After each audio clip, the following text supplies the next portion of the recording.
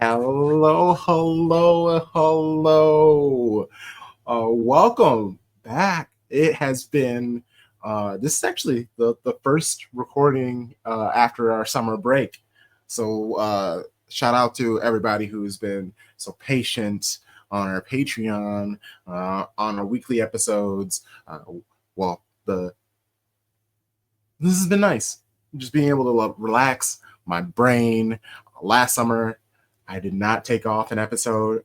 In fact, we had an episode drop every day during the break, and my brain was mush by the time the season came. I'm happy, I'm refreshed, and there's not many other people I would much rather talk to, not only about the best club in the best team in the land in all the world, uh, Man City Women's Official Support Club. Been trying to link up with them for a while. Life has happened, and I'm just super excited to welcome them on. We'll just get right to it. Shady Gang, say hello, say hi, give it up for Jayne. How are you? Hello, I'm good, thank you. Yeah. So I've been told that you are the official sports club, the secretary. Okay, so we got a big wig in here. Shout out to them. Appreciate that. We the Let the listeners know.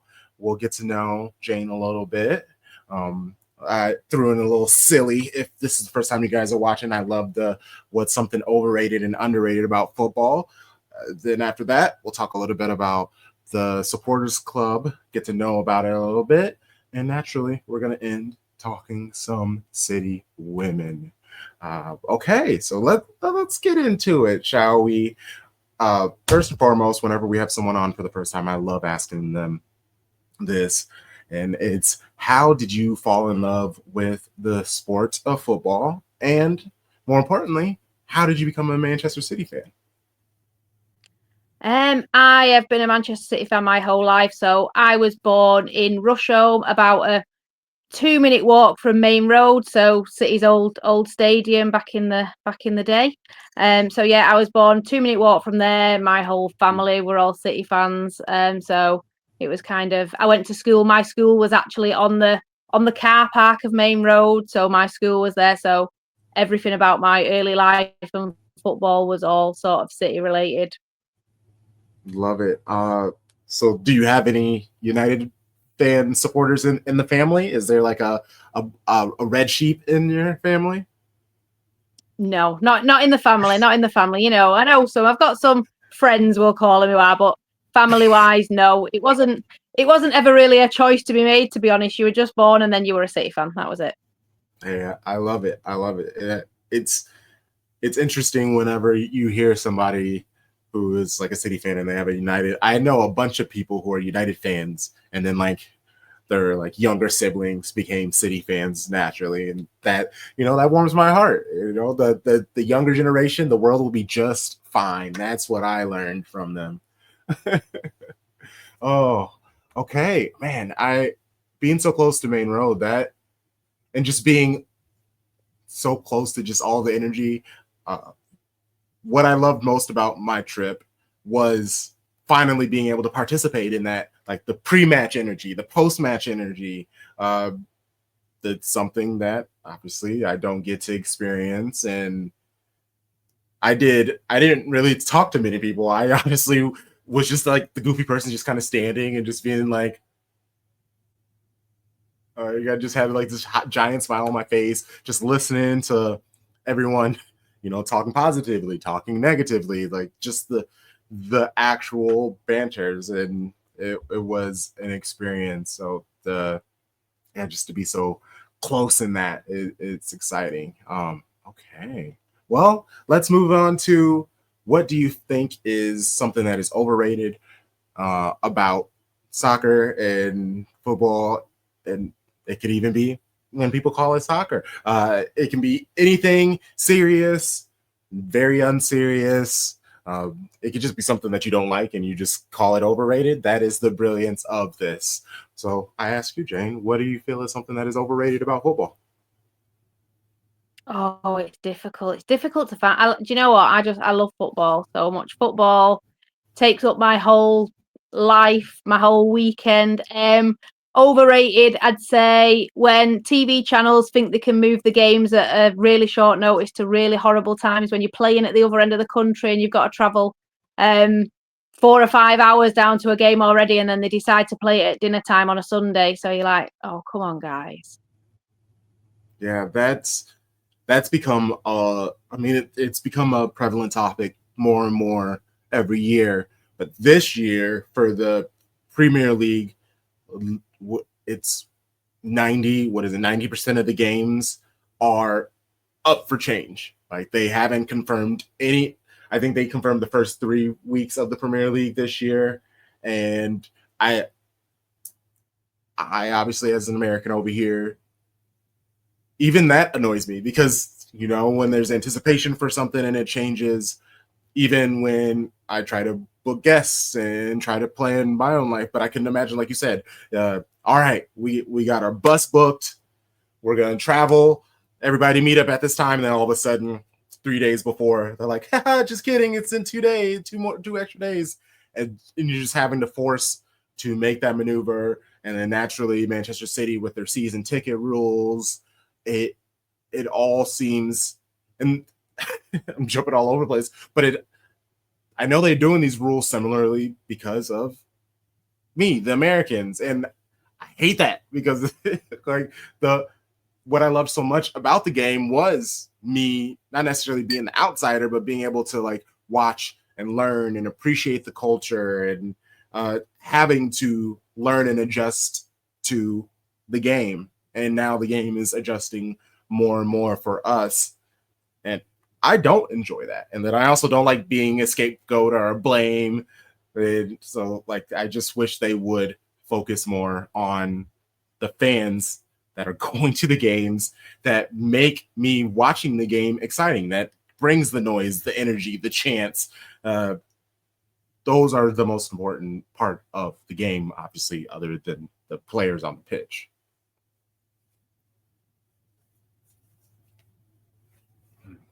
Okay. Well, on the other spectrum, what do you think is something that is underrated about football? Oh, underrated. So many things. I think for me, underrated is the feeling that you get on a match day. So I think people maybe take it for granted, or if you don't go to much football, you don't quite get it. But that feeling where there's 50,000 people in the stadium and they're all wanting the same thing as you, and they're all cheering for the same thing as you, and everyone's going through those emotions together. And some people might scream and shout, some people might be quiet, but everybody wants the same thing, and it's that energy that brings kind of everybody together on a match day. And I think unless you've experienced it, you don't realize how powerful that can be. Yes, and like I was saying, I went to the match at the Etihad against Brighton. It was a draw, so that was unfortunate. But yeah, just walking into the seats and seeing everybody like chugging their beers in the stand before they go and get their seats.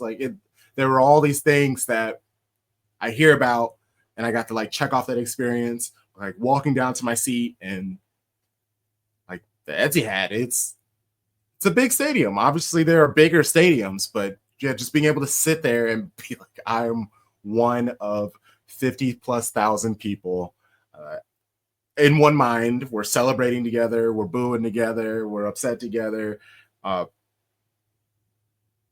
There's always levels to fandom, and obviously finally getting to that Etihad as a non-Manchester based supporter, that is like a thing that's checked off the list.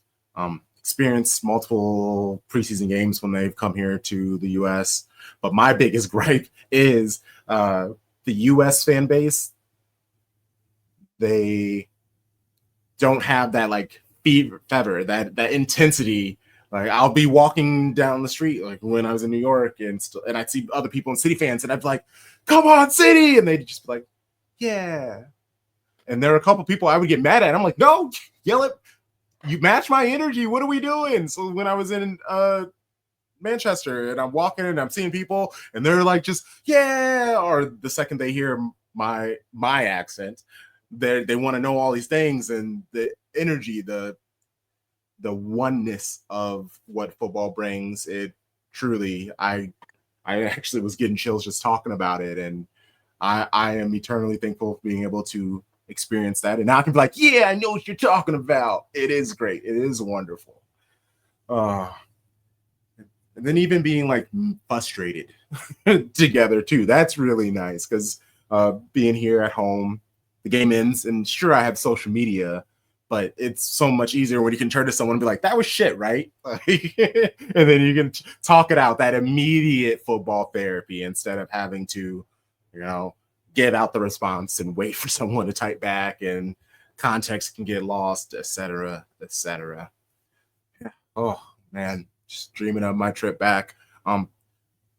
It's not on here, but the vibes from the men's to the women's, which for people who pay attention to Broso and Woso, that usually it's all community and everything, but it's just like the energy, the vibes tend to be more positive, more light based when it comes to the women's side of the game. Even in defeat, I still find people being positive, finding good things to talk about, or they're like, well, we got them next week. Whereas I just saw like a giant Ederson outpost like a couple hours ago, and it's been the off season. Like what are we doing on the men's side? It's very frustrating. So I'm always eternally thankful for the women's side of the game, because whenever the men bum me out, all I have to do is just hop over, look at anything when it comes to Man City women and the posting that people do. It just immediately brings joy. And is that something that you notice, or do you feel you have to make a concerted effort to keep the vibes positive on the women's side as comes to the men's side, or do you think it's just because it's women led, so then chances are just the community is more there? I think it is, like you say, that it is different. It has a different vibe to it, a different feel to it.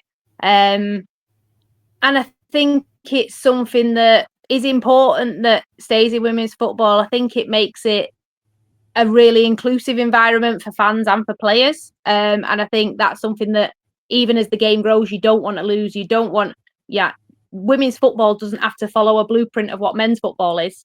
Women's football can find its own path and actually find, okay, well, just because that works for men's football, it doesn't mean it works for women's football. From my point of view, I've got a season ticket for the men and a season ticket for the women. So I support Manchester City and whatever guys they're playing in, I will support them. And, it's still a really good environment. I always think, the women's game, it's still, just because something has a slightly different feel to it, it's still passionate, it's still got energy, the fans still care. I'm as upset if City women lose as I am if City men lose. I'm as happy if City women score a goal as I am when City men score a goal.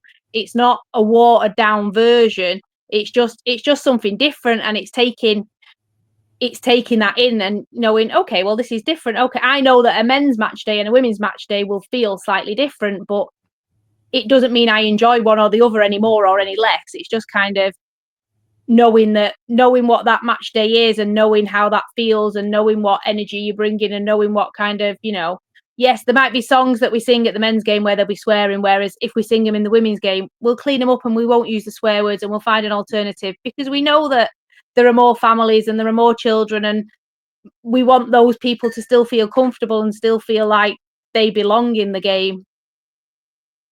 I love that.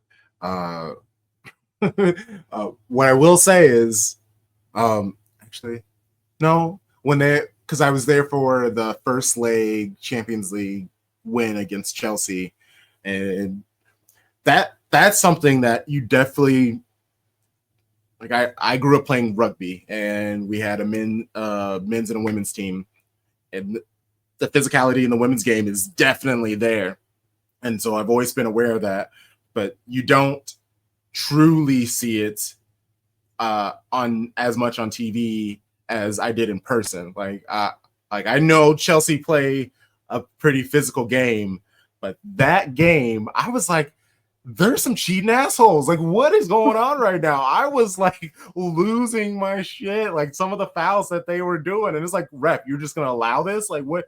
And it was incredibly frustrating. But like I know the women's they're always warning it out. That was the women's World Cup. That was my first like huge deep dive into national women's football, and yeah, just seeing how into like a woman will get cleared, and whereas the men's game, the guy just has to roll around for a little bit, and then the ref blows the whistle. And the women's game, they get cleared out, and basically the ref just tells them to get up. They get back up, and they're back at it. There's that whistle gets held back so much more, and that is kind of the biggest thing that I actually tell people who aren't the most familiar with women's football, where it's like, bro, they be brawling. Like you will see some insane tackles that you're like, are they dead? I'm pretty sure they're dead. And that's just something that really doesn't give the credit. Obviously, the bangers of goals, like just my 35 yards out, 35 meters out. All right, cool, boom. And then like I just the technicality is there, the physicality is there. Now they just need to get the eyes and obviously more money. And obviously, like I said, the vibes. I love the vibes. Like the vibes are amazing. So when we started Shades of Blue, we knew we obviously had to talk about both sides, city men, city women, and we do match reviews, previews. They have obviously segments in our pod. Like same city, same passion, and we try to represent that here at Shades of Blue as much as possible. Okay, well, let's talk a little bit more about the OSC. Simple enough about it. Can you tell us a little bit about it? How long has it been around? So we're coming up to our 10th anniversary this year. So 2015, we were first formed. And that was because it was the club actually who approached Blandy, who's our branch chair. And they said, City Women had been professional for a few months, maybe half a season. And they said, we can see there's lots of fans and people trying to enjoy the game and make noise together. So it'd be good if you could, and approach Blandy and said, if you could build up a supporters club maybe, and then we could get registered as an official supporters club, and kind of do it like that and build it up. And, from that first season where we had about 30 members, who kind of 30 members who'd paid to join the OSC that season, building on to kind of last season where we're way over 400 members, and kind of just seeing that growth over the years. People who want to be involved, people who kind of, enjoy what you're doing. So it's about trying to do things for the members. So putting on coaches for them to go to away games, putting on events that people can go to, having watch-alongs where we can watch games together, and just doing all those things that kind of give a little bit of community to people, even if it's just people who want to meet up on a match day and just spend match days together and have somebody to go to the game with, because they might have gone to the game on their own originally. So they're looking for friends to make and might feel a bit nervous about coming to a game on their own. So we always say, come and find us. There'll be lots of us around in this area in the stadium. So come and say hello. And I think it just gives people that real feeling of community, that they feel part of something. They feel that they belong kind of there. So, I think it's something we're really proud of, kind of how we've grown over the years. Like I say, so many new members, new people to women's football who actually didn't watch women's football 2-3 years ago. And I think the really nice thing about the supporters club is it doesn't discriminate against those people who are really new to football, because you know what, the women's game is growing, and that means there are going to be fans who are new to the game and fans who don't necessarily know much about the history or know much about anything that happened a couple of years ago, but they want to enjoy the game, they want to be part of it, they want to be part of that fandom. So it's nice that those people get welcomed in, and I think that's something that the members and everybody should be proud of, the way they do that for people and the way they kind of invite new people in and kind of do that for them. Yeah, I love that. The supporters group very much welcomed us in as much as possible. Have always been so super supportive of us, and when I was able to meet a chunk of y'all, it was an honor. Honestly, it was super cool. Obviously, you do the posts, I follow, I like, and stuff. So even like just sitting and watching the game, I would see somebody like walk by, and I'm like, oh, it's that person. Oh, it's that person. I didn't say hi to everybody because I'd be nervous, even though I talk on the camera and stuff like that. But it was like even small enough, like seeing Poppy, like just like, oh my god, the baby's real. Oh my god.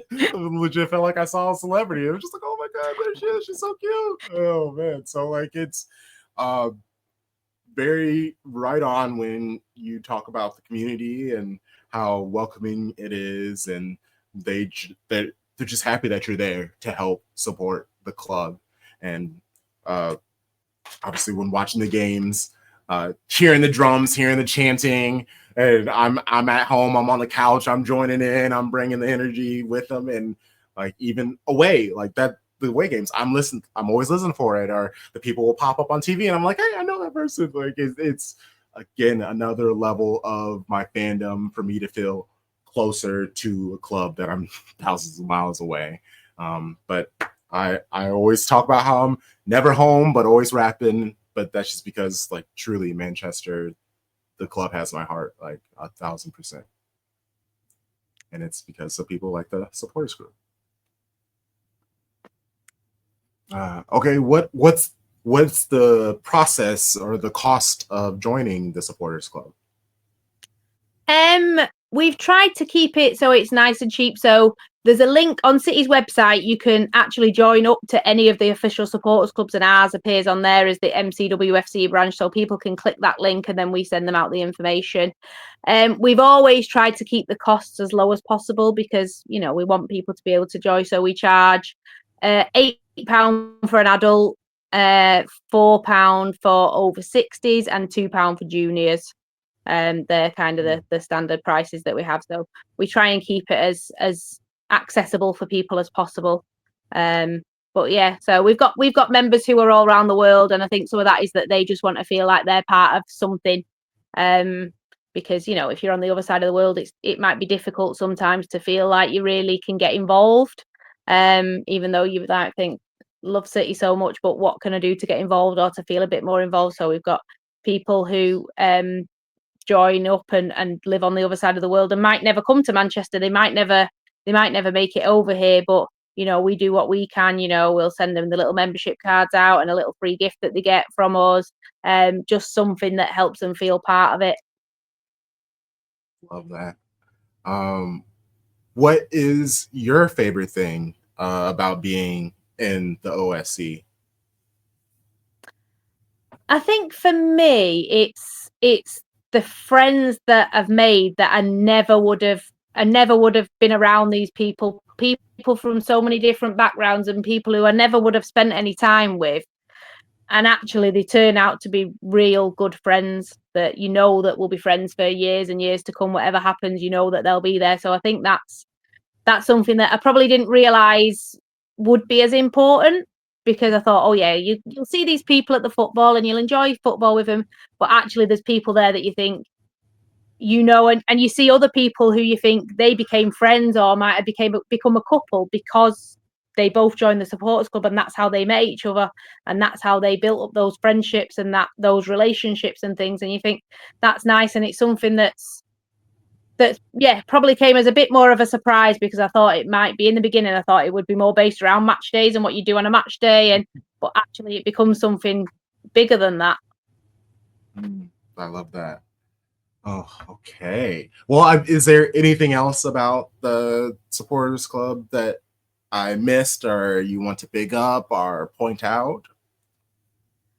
No, not really. Just, you know, the fact it's our 10th anniversary this year, so we're quite proud of that. So, you know, we'll be looking at ways we can celebrate that with our members and with the club over the course of the season.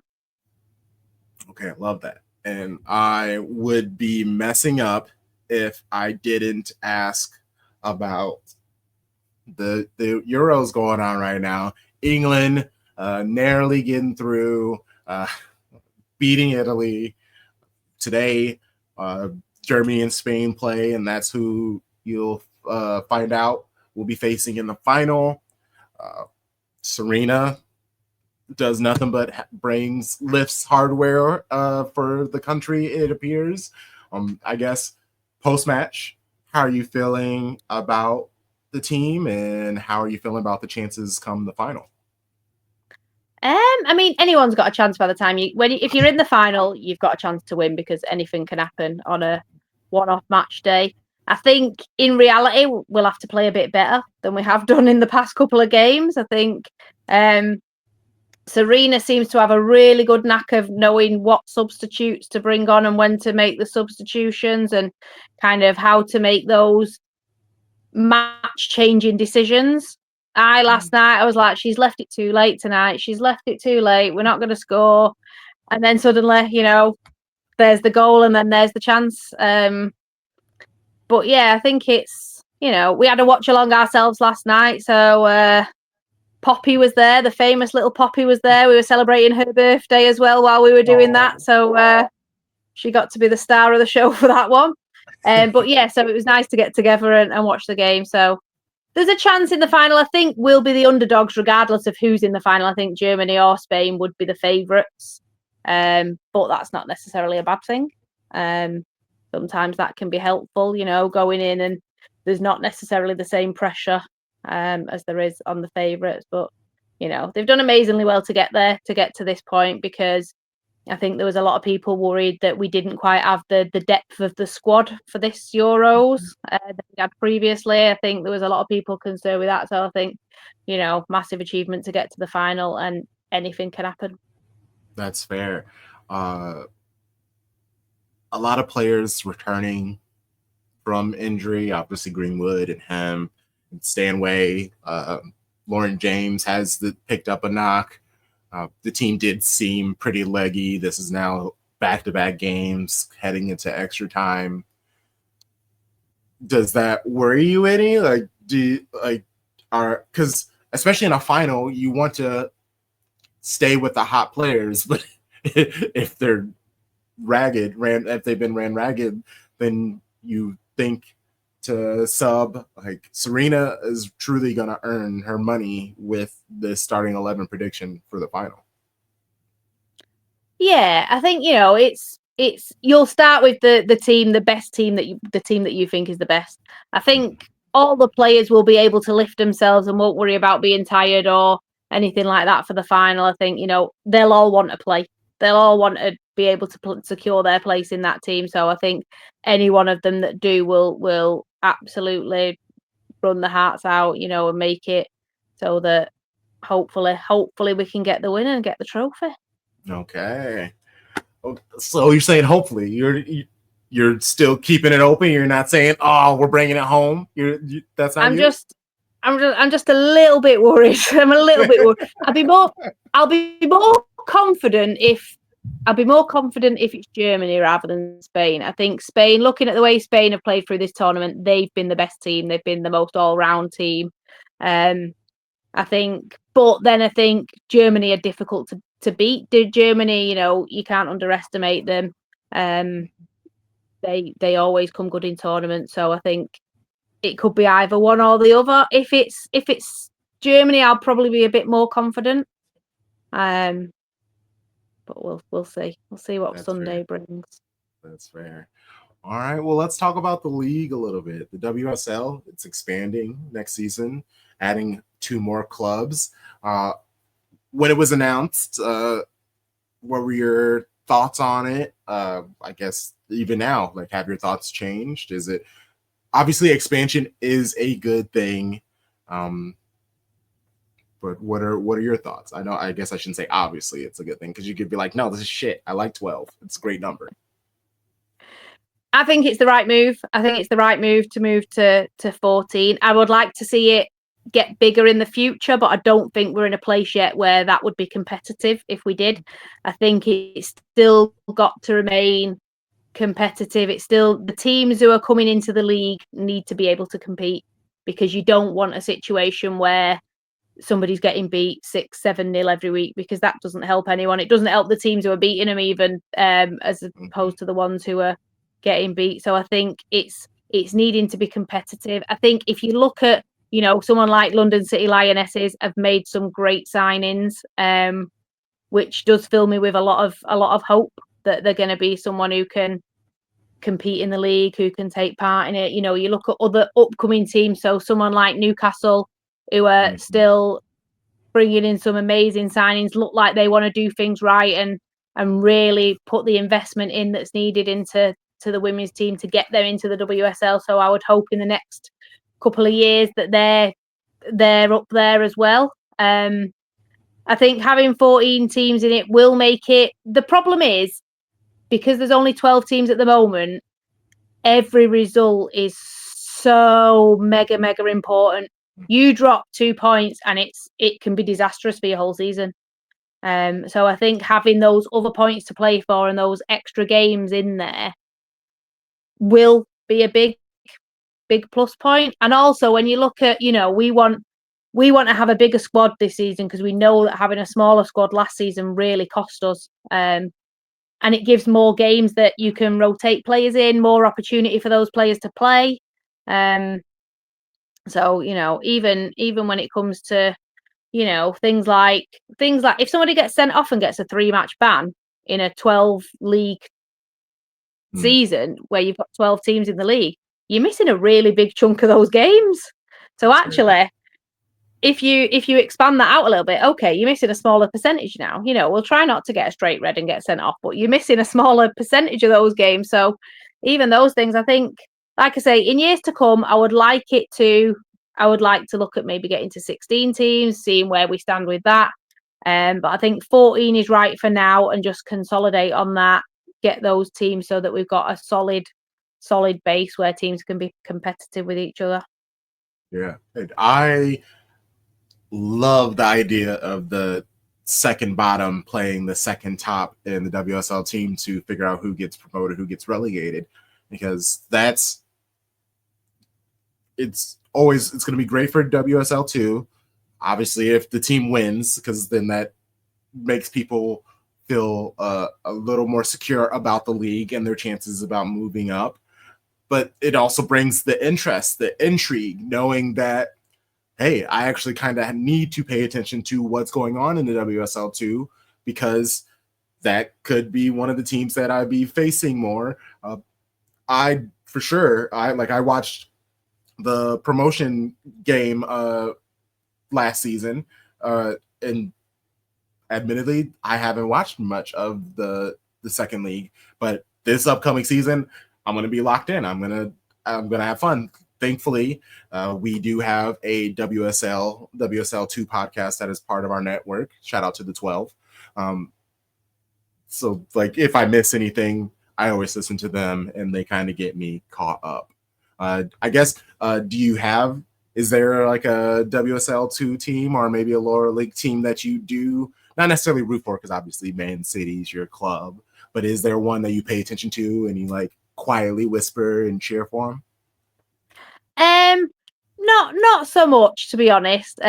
Probably always just City, but I always try, and if I'm looking for a team I want to get promoted, then I would like it to be a team in the north, because just, logistically that makes life easier. There are a lot of London-based teams in the WSL. Yes. So you find yourself traveling to London a lot. So it's always nice to go in a different direction just for an away game here and there. That's fair. That is fair. That's very good. Okay. Obviously, with the expansion, even branding the WSL, WSL2, they're trying to figure out all these ways to grow the game, market it. Actually, this reminds me, the new logos of WSL, WSL2, the like monster swipes or whatever. Like, are you a fan of it? Do you like it? Like, what are your thoughts on everything? No, not a fan of those. I think they just look so poorly designed.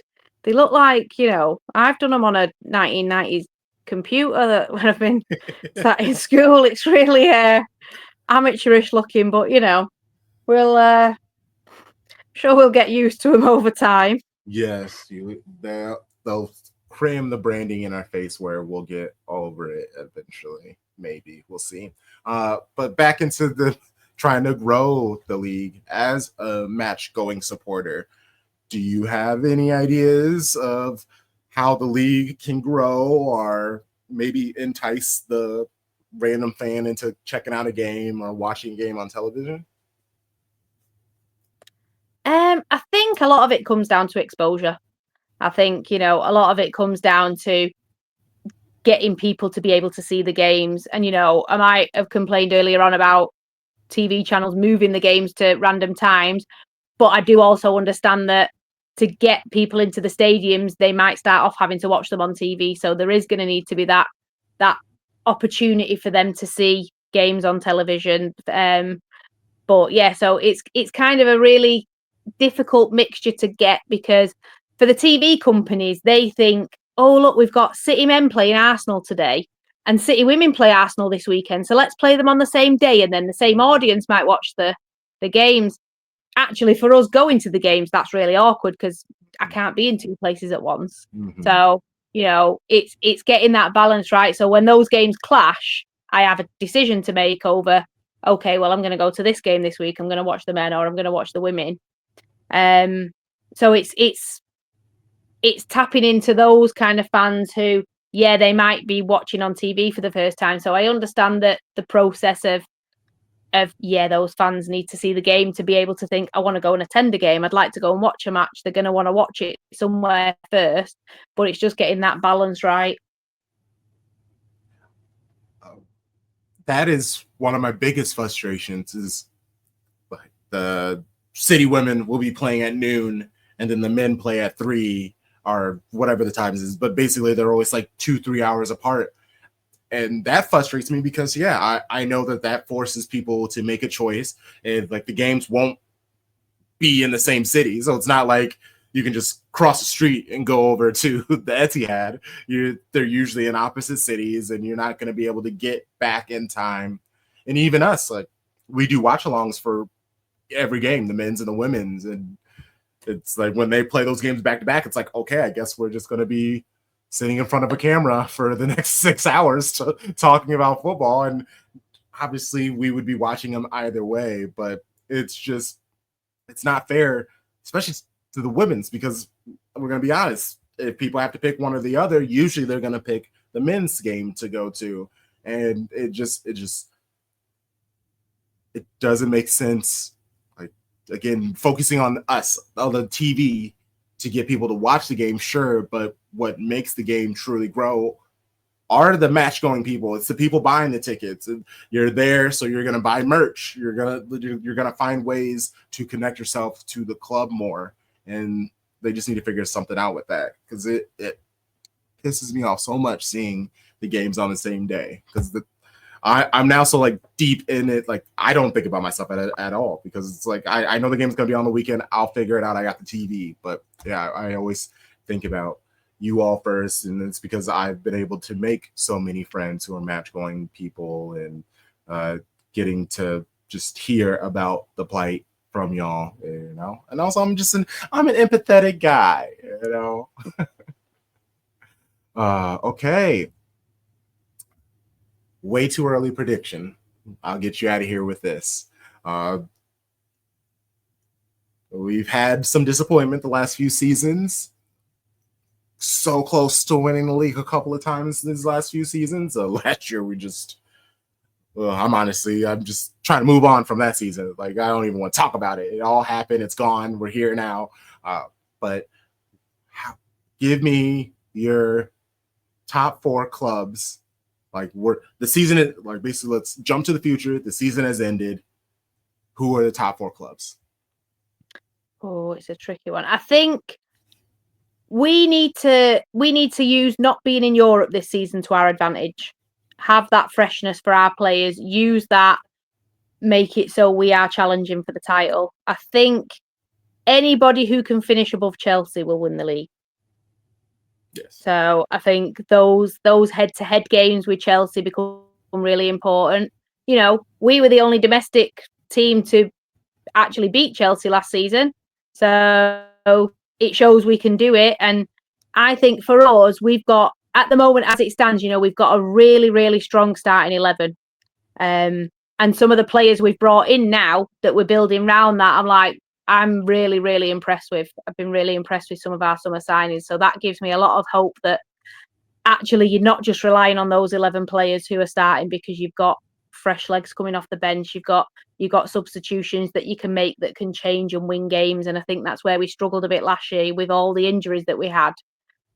It made it so that you knew that if the starting 11 didn't score, it wasn't happening for them today, that there wasn't really much option to change things. There wasn't really any new ideas or new tactics coming off the bench just because of how depleted we were. So I think, you know, using Europe not to be at our advantage, and the new squad that we've got, then, you know, I might as well go all out and say, why don't we just win it? We might as well just win it. It's time we won it again. That's it. Chelsea who? Forget Chelsea. I love this. That's my energy.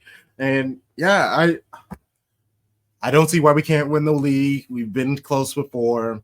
In worst case, if we don't win the league, obviously get in a spot for Champions League next year.